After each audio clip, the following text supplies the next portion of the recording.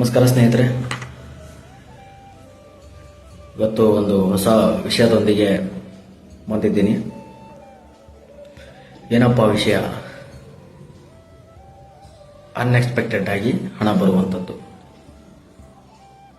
Correct ಆಗಿದೆ ಕೇಳಿಸ್ಕೊಳ್ತಿರೋದು? S, ಹೌದು, ಅದೇ ಅನ್ಎಕ್ಸ್ಪೆಕ್ಟೆಡ್ ಆಗಿ ಹಣ ಬರುವುದು.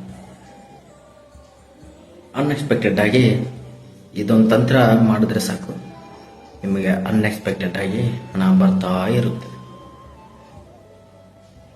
ಏನಪ್ಪ ತಂತ್ರ ಹೇಳ್ತೀನಿ ಕೊನೆಯಲ್ಲಿ.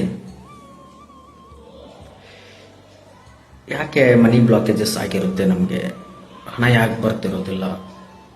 ಏನಾಗಿದೆ ಪ್ರಾಬ್ಲಮ್ ಅಂತ ನೋಡ್ತಾ ಇದ್ರೆ, ನಾವು ಚಿಕ್ಕವರಿದ್ದಾಗಿಂದಲೂ ಮನೆಯಲ್ಲಿ ಬೆಳೆದು ಬಂದಂಥ ವಾತಾವರಣ ಆಗಿರ್ಬೋದು, ಮತ್ತು ನಮ್ಮ ತಂದೆ ತಾಯಿ ನಮಗೆ ಹೇಳುವಂಥದ್ದಾಗಿರ್ಬೋದು, ನಿನ್ನ ಕೈಲಿ ಆಗಲ್ಲ, ನೀನೇನು ಮಾಡೋಕ್ಕಾಗಲ್ಲ, ನೀನು ತುಂಬ ದರಿದ್ರವಾಗಿದ್ದೀಯ, ನೀನು ಅನಿಷ್ಟ, ನಾವು ಹಾಸಿಗೆ ಇದ್ದಷ್ಟೇ ಕಾಲು ಚಾಚಬೇಕು, ನಾವು ಯಾವತ್ತಲೂ ಶ್ರೀಮಂತರಾಗಕ್ಕಾಗಲ್ಲ, ನಾವು ಹಣ ಮಾಡೋಕ್ಕಾಗಲ್ಲ.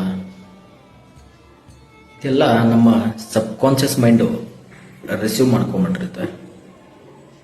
ಚಿಕ್ಕವರಿದ್ದಾಗೆಲ್ಲ ಏನೋ ಪ್ರಾಬ್ಲಮ್ ಆಗಲ್ಲ, ದೊಡ್ಡವರಾದ್ಮೇಲೆ ಇದೆಲ್ಲ ಸ್ಟಾರ್ಟ್ ಆಗುತ್ತೆ. ಕಷ್ಟ ಬರ್ತಾ ಇದೆ, ಎಲ್ಲ ದೇವರು ಸುತ್ತೀರ, ಯಾವ ದೇವ್ರಿಗೆ ಹೋದ್ರೂ ಕೂಡ ಅದು ಸಾಲ್ವ್ ಆಗಲ್ಲ. ಯಾಕಂತಂದರೆ ನಿಮ್ಮ ಸಬ್ಕಾನ್ಷಿಯಸ್ ಮೈಂಡಲ್ಲಿ ಆಲ್ರೆಡಿ ಫೀಲ್ಡ್ ಆಗಿಬಿಟ್ಟಿದೆ ಅದು, ಅಲ್ವಾ?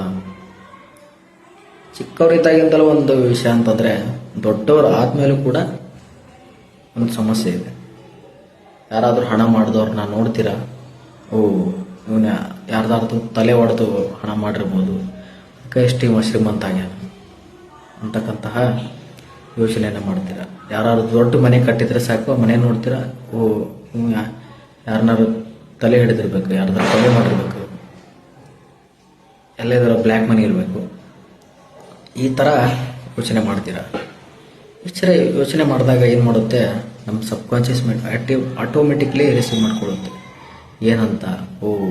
ಇಂಥ ದೊಡ್ಡ ಮನೆ ಕಟ್ಟಬೇಕಾದ್ರೆ ನಾನು ಯಾರ್ದಾದ್ರೂ ತಲೆ ಹೊಡಿಬೇಕು. ನೀವು ತಲೆ ಹೊಡೆಯಲ್ಲ, ಅಂಥ ಮನೆ ಕಟ್ಟಲ್ಲ. ಹಣ ಮಾಡಬೇಕಾದ್ರೆ ಯಾರಿಗಾದರೂ ಮೋಸ ಮಾಡಬೇಕು. ನೀವು ಮೋಸ ಮಾಡಲ್ಲ, ಅದು ಹಣ ಬರಲ್ಲ. ನೀವು ಕರೆಕ್ಟಾಗಿ ಕೆಲಸ ಮಾಡ್ಕೊಂಡು ಹೋಗ್ತಿರ್ತೀರ, ಅದು ಹಣ ಬರಲ್ಲ. ಯಾಕಂತಂದ್ರೆ ನಿಮ್ಮ ಸಬ್ಕಾನ್ಷಿಯಸ್ ಮೈಂಡ್ ಆಲ್ರೆಡಿ ರಿಸೀವ್ ಮಾಡ್ಕೊಂಡಿದ್ದೆ. ನೀವೇ ಹೇಳಿದಿರ ಅದಕ್ಕೆ, ದೊಡ್ಡ ಮನೆ ಕಟ್ಟಬೇಕಾದ್ರೆ ಯಾರ್ದಾದ್ರು ತಲೆ ಹೊಡಿಬೇಕು ಅಂತ. ಸೊ ಇದೆಲ್ಲ ಪ್ರಾಬ್ಲಮ್ ಆಗಿರುತ್ತೆ. ಇದನ್ನು ಕ್ಲಿಯರ್ ಮಾಡೋದು ಮತ್ತೊಂದು ವಿಡಿಯೋ ಮಾಡಿ ಹಾಕ್ತೀನಿ ನಾನು, ಹೇಗೆ ಮಾಡೋದು ಅಂಥೇಳಿ. ಈಗ ಅನ್ಎಕ್ಸ್ಪೆಕ್ಟೆಡ್ ಆಗಿ ಹಣ ಬರುವಂತಹ ಒಂದು ತಂತ್ರವನ್ನು ಹೇಳ್ಕೊಡ್ತೀನಿ. ಅದನ್ನು ಮಾಡಿ ಹೇಗಪ್ಪ ಮಾಡೋದು ಅಂತಂದರೆ, ಬೆಳಿಗ್ಗೆ ಹೇಳ್ತಿರಲ್ವ, ಎದ್ದ ತಕ್ಷಣ ನಿದ್ದೆಗಣ್ಣಲ್ಲಿ ಇರ್ತಿರಲ್ವ, ಹಾಸಿಗೆಯಲ್ಲಿ ಕೂತ್ಕೊಂಡೇ ಮಾಡಿ. ಕಣ್ಣು ಮುಚ್ಕೊಂಡು ಕೂತ್ಕೊಂಡು ಹಾಸಿಗೆಯಲ್ಲಿ ಕೂತ್ಕೊಂಡು ಒಂದು 3 ಸಲ ಡೀಪ್ ಬ್ರೀತಿಂಗ್ ಮಾಡಿ, ಉಸಿರು ತಗೊಳ್ಳೋದು, ಉಸಿರು ಬಿಡೋದು, ಉಸಿರು ತಗೊಳ್ಳೋದು, ಉಸಿರು ಬಿಡೋದು, ಹೀಗೆ 3 ಸಲ ಮಾಡಿ ಈ ತಂತ್ರವನ್ನು ಹೇಳಿ. ಕಣ್ಣು ಮುಚ್ಕೊಂಡು ಕೂತ್ಕೊಂಡು ತುಂಬ ಭಕ್ತಿ ಮತ್ತು ಶ್ರದ್ಧೆಯಿಂದ ಹೇಳಬೇಕು. ಓಕೆ? ಪ್ರತಿದಿನ ನನಗೆ ಅನ್ಎಕ್ಸ್ಪೆಕ್ಟೆಡ್ ಆಗಿ ಎಲ್ಲ ಮೂಲಗಳಿಂದ ಹಣ, ಸಂಪತ್ತು, ಬೆಳ್ಳಿ, ಬಂಗಾರ ಸರ್ಪ್ರೈಸ್ ಆಗಿ ನನ್ನ ಬದುಕಿಗೆ ಬರ್ತಾ ಇರೋದಕ್ಕೆ ಇಡೀ ವಿಶ್ವಕ್ಕೆ ಕೃತಜ್ಞತೆಗಳು ಹೇಳ್ತಾ ಇದ್ದೇನೆ.